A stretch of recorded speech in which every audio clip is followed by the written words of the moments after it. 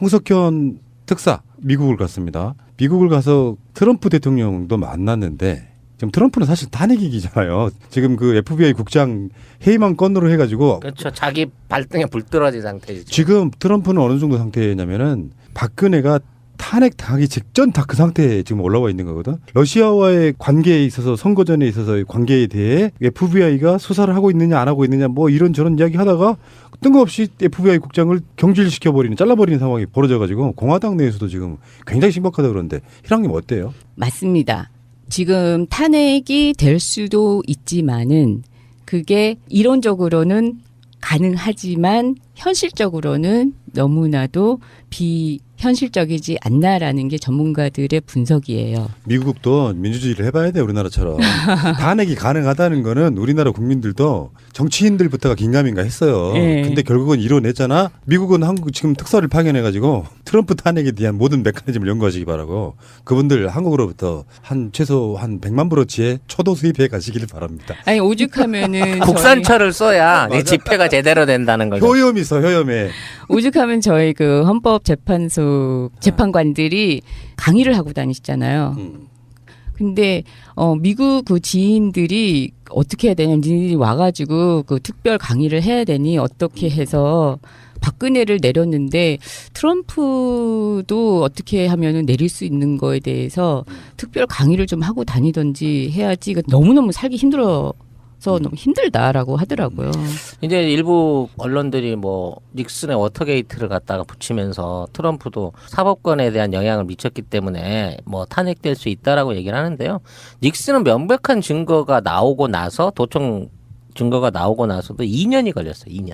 지금 있는 상황에서 트럼프는 명확한 증거가 없는 상황이기 때문에 지금 시작한다고 해도 시스템상 2년, 3년 이상 걸릴 거고요. 그럼 임기 절반 이상 날아가거든. 그렇게 되면 그때 가서 탄핵이 별 의미가 없는 상황이기 때문에 지금 크게 언론에서 또는 미국 안에서도 좀 자제하자는 분위기에 이제 막 뭔가 정책 해보려고 그러고 경제 살려보려고 하는데 지금 중국하고도 삐걱하고 잘 안 되고 있는 상황인데 여기서 더 흔들면 미국도 상당히 정치적으로 위기 또는 경제적으로 위기 올 수 있다는 내부적인 자성론이 있을 겁니다. 근데 어차피 아까 말씀한 시스템의 부분은 미국의 사법체계의 진행상 시간이 우리처럼 순식간에 이루어지는 게 아니라 최소 2, 3년 걸린다는 게 이제 첫 번째 문제인 거고. 우리나라도 비슷한 사건이 있었어요. 최동국 검찰총장의 그 사건이 바로 아주 유사한 거예요. 자기랑 관련된 사건을 수사하고 있는데 그 사람 옷을 벗겨버리는 사건하고 좀 유사한 거거든요.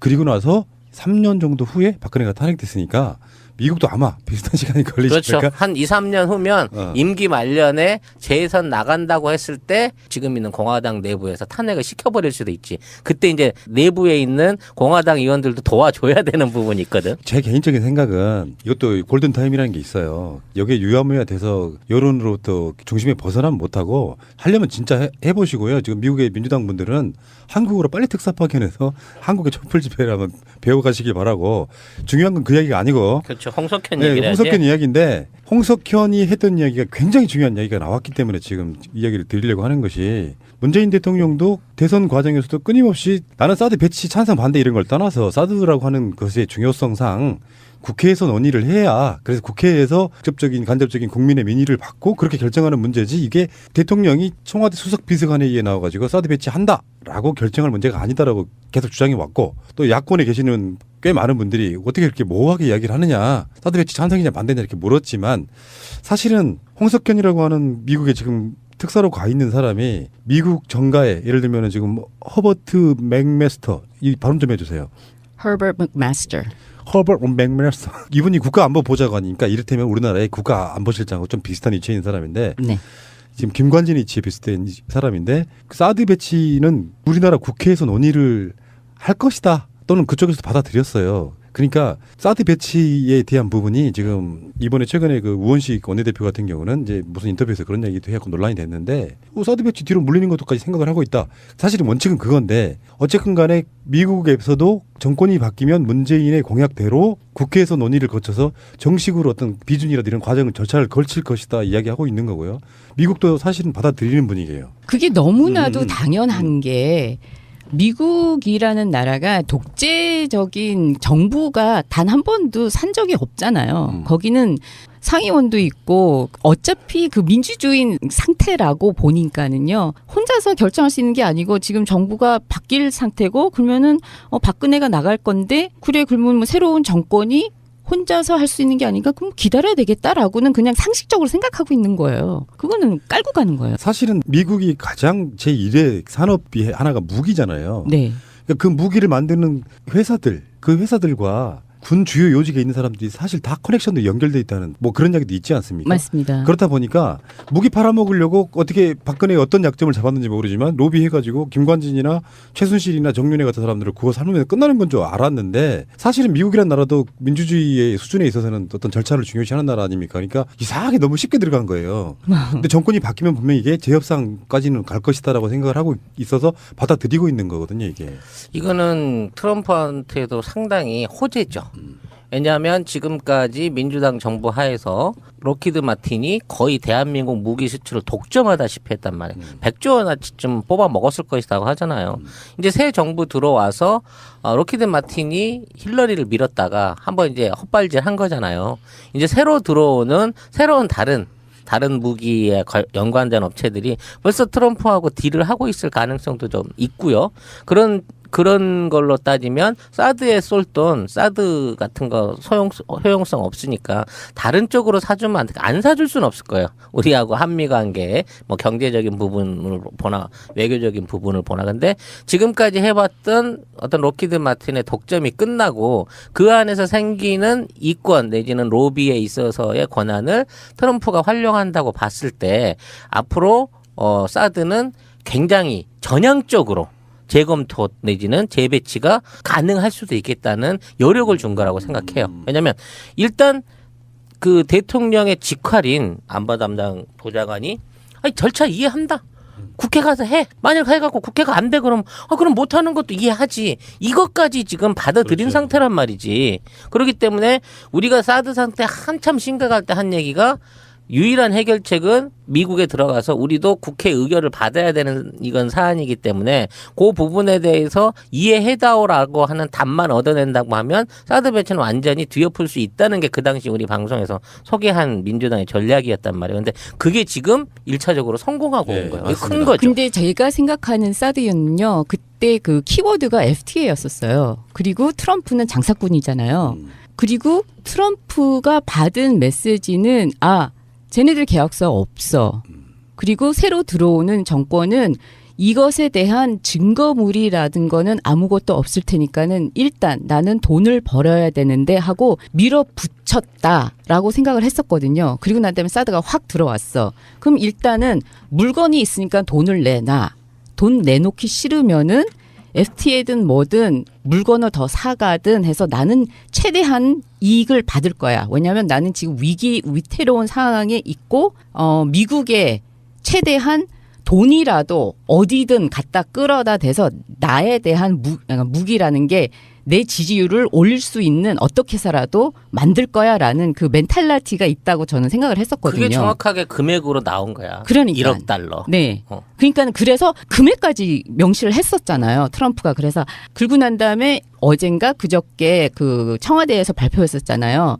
문서가 아무것도 없다. 그러면 계약서도 나오지 않았었던 거잖아요. 그러면은 그 전에 박근혜가 트럼프한테 넌지시 우리 아무것도 없으니까는 니네들 하고 싶은 대로 해. 어차피 지금 그 문재인이 대통령 될 것 같은데 어차피 우리가 집권이 안 될 테니까 니네들이 하고 싶은 대로 뭐 해라라고 했을 수도 있지 않았을까라는 생각이 들어요. 어쩜 그렇게 한국말을 잘하세요? 오늘부터는 만약에 답답한 표현이 안 되면 영어로 하세요. 다 알아먹으니까 두 사람은 영어로 해주셔도 되고요. 지금 애청자 여러분들도 영어 정도는 다 알아들으시잖아요. 누구나 다. 그럼요. 감사합니다. 요즘 한 4개국어 못하면 그러면 뭐 사람도 해외여행 다닐 수 있나? 그 4개국어인가 5개국어 능통한다는 박근혜 씨가 왜 뜬금없이 감옥에서 영안사전을 보고 있어? 난 그게 좀 이해가 안 되고. 한 장씩 씹어먹는 거 아닐까? 그러니까. 주술을 외우는 거야. 주술을. 고시 준비하는 거야. 내가 봤을 땐. 사실은 문재인 대통령의 당선에 나름 한 1%쯤 공헌하신 분이에요. 트럼프가. 지금까지 국민들은 사드는 미군이 우리나라를 위해서 공짜로 배치해 주는 줄 알았던 사람들이 웬 뜬금없이 1조 원. 주한 미군이 주둔하는데 주둔 비 우리 분담금이 1조 원이에요. 약 1조 원인데 사드 배치 하나 하는데 1조 원 달라고 하면은 사람들이 깜짝 놀래지. 니들이 공짜로 해준다며 시골놈들아 이렇게 된 건데 트럼프가 이제 역시 장사꾼답게 우리는 손해보고는 못해 이런 상황이 된 거고. 야 어쨌건 박근혜가 갖고 있는 그 말도 안 되는 애교가 얼마나 허상했는지가 이렇게 드러나는 겁니다. 그들 입장에서 봐도 국가와 국가 간에 이루어지는 일이고 누가 봐도 이것은 미국의 MD 체계 안에 우리가 포함돼 버리는 그런 미국의 국익을 위한 거잖아요. 거기에 이런 식으로 아무 조건 없이 그냥 내줬다는 건 말이 안 되는 것이고 역시 여기 분명히 커미션이 연관돼 있다고 보는 겁니다. 박근혜의 측근들이. 며칠 전에 미국 국방부가 한국 새 정부와 사드 협상을 할 것이라고 했고 우리는 미국은 손님일 뿐이라는 것을 발표를 했어요. 그러니까 손님일 뿐이라는 것은 이 사드에 대해서 말한 거거든요. 자 어쨌든 뭐 홍석현 씨가 뭐 회장 그만두고 나올 때 여러 가지 얘기를 했지만 결국에는 자기 본인이 한 말대로 나는 뭐 이제 국무총리나 뭐 어떤 장관 입각하는 건 관심이 없고 특사 같은 거 좀 뭐 이렇게 언급한 적이 있어요. 근데 홍석현 씨가 나름대로는 미국 통이에요. 미국 주한미 대사도 했었고 미국 통이신 분이고 뭐 심지어는 왜 지금 아까 반기문 이야기도 했었지만 반기문 대신에 유엔 사무총장으로도 관련 후보이기도 했었고 아무 다양하게 지금 홍석현 씨가 열심히 지금 충성하고 계시고요. 감사드리고요. 저 너무 오늘 말을 많이 하는데 홍석현 씨를 미국 특사로 보낸다는 거에 대해서 비난을 많이 받으셨잖아요. 우리 문 대통령이. 근데 저는 이게 정말 너무나도 좋은 선택이라고 생각했어요. 홍석현이 장사꾼이잖아요. 트럼프도 장사꾼입니다.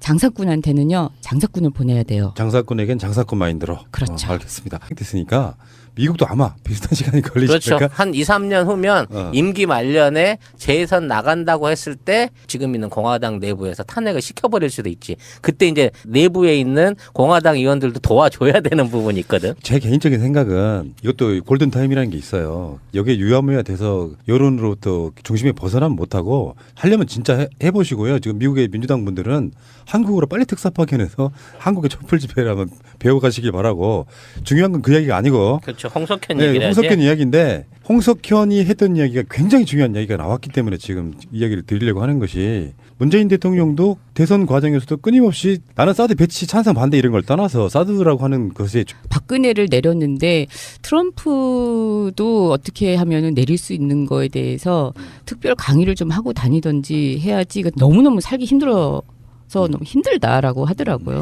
이제 일부 언론들이 뭐 닉슨의 워터게이트를 갖다가 붙이면서 트럼프도 사법권에 대한 영향을 미쳤기 때문에 뭐 탄핵될 수 있다라고 얘기를 하는데요. 닉슨은 명백한 증거가 나오고 나서 도청 증거가 나오고 나서도 2년이 걸렸어요. 2년. 지금 있는 상황에서 트럼프는 명확한 증거가 없는 상황이기 때문에 지금 시작한다고 해도 시스템상 2년, 3년 이상 걸릴 거고요. 그럼 임기 절반 이상 날아가거든. 그렇게 되면 그때 가서 탄핵이 별 의미가 없는 상황이기 때문에 지금 홍석현 특사 미국을 갔습니다. 미국을 가서 트럼프 대통령도 만났는데 지금 트럼프는 사실 탄핵이기잖아요. 지금 그 FBI 국장 해임안 건으로 해가지고 그렇죠. 자기 발등에 불 떨어진 상태죠. 지금 트럼프는 어느 정도 상태냐면은 박근혜가 탄핵 당하기 직전 다 그 상태에 지금 올라와 있는 거거든. 러시아와의 관계에 있어서 선거 전에 있어서의 관계에 대해 FBI가 수사를 하고 있느냐 안 하고 있느냐 뭐 이런저런 이야기 하다가 뜬금없이 FBI 국장을 경질시켜버리는 잘라버리는 상황이 벌어져가지고 공화당 내에서도 지금 굉장히 심각하다 그러는데 희랑님 어때요? 맞습니다. 지금 탄핵이 될 수도 있지만은 그게 이론적으로는 가능하지만 현실적으로는 너무나도 비현실적이지 않나라는 게 전문가들의 분석이에요. 미국도 민주주의를 해봐야 돼 우리나라처럼. 탄핵이 가능하다는 거는 우리나라 국민들도 정치인들부터가 긴가민가 했어요. 네. 근데 결국은 이뤄냈잖아. 미국은 한국 지금 특사를 파견해가지고 트럼프 탄핵에 대한 모든 메커니즘을 연구하시기 바라고 그분들 한국으로부터 한 최소 한 100만 불어치의 초도 수입해 가시기를 바랍니다. 아니 오죽하면은 국산차를 써야 내 집회가 제대로 된다는 거죠. 효염이 있어 효염에. 오죽하면 저희 그 헌법재판소 재판관들이 강의를 하고 다니시잖아요. 근데 미국 그 지인들이 어떻게 해야 되냐, 니들이 와가지고 그 특별 강의를 해야 되니 어떻게 해서 크게 언론에서 또는 미국 안에서도 좀 자제하자는 분위기에 이제 막 뭔가 정책 해보려고 그러고 경제 살려보려고 하는데 지금 중국하고도 삐걱하고 잘 안 되고 있는 상황인데 여기서 더 흔들면 미국도 상당히 정치적으로 위기 또는 경제적으로 위기 올 수 있다는 내부적인 자성론이 있을 겁니다. 근데 어차피 아까 말씀한 시스템의 부분은 미국의 사법체계의 진행상 시간이 우리처럼 순식간에 이루어지는 게 아니라 최소 2, 3년 걸린다는 게 이제 첫 번째 문제인 거고. 우리나라도 비슷한 사건이 있었어요. 최동국 검찰총장의 그 사건이 바로 아주 유사한 거예요. 자기랑 관련된 사건을 수사하고 있는데 그 사람 옷을 벗겨버리는 사건하고 좀 유사한 거거든요. 그리고 나서 3년 정도 후에 박근혜가 탄핵